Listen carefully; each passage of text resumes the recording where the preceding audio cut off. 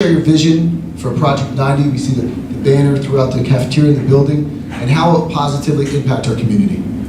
Yeah, Nick, thank you so much for including this and me in the panel to have something for Port Jervis.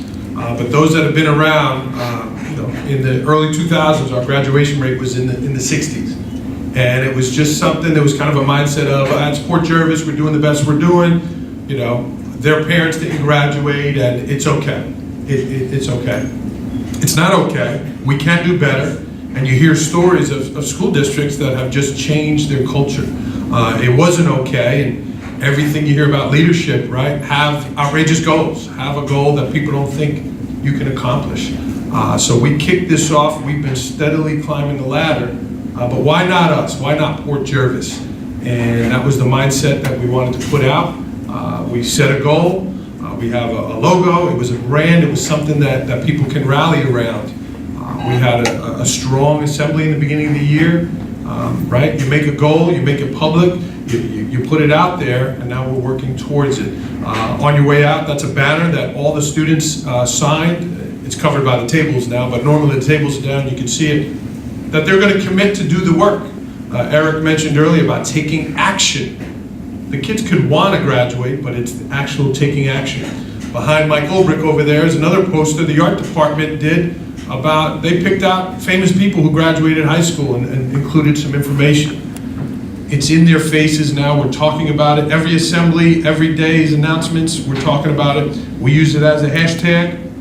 And better schools build better communities. Why not Port Jervis? I want to be saying what Eric said earlier, 99%. But let's get to 90% first, right? Shoot for the moon, and if we're a little bit short, at least we'll be among the stars. Great job. And if I can just comment on that, when you think about graduation rates and achievement, the key is really two things: purpose and hope. And sometimes we take that hope away from kids by putting them in a box where it's one size fits all and focusing on the test. And purpose, is it meaningful? Do they understand the true purpose of learning? So, when we think about what kind of changed the tide for us, it really, when we look at how our achievement rose, how our attendance rates rose, how our discipline went dramatically down, it really, that one point in time was when we designed our makerspace in 2012. And we showed kids with IEPs, kids that were ELL's point of entry.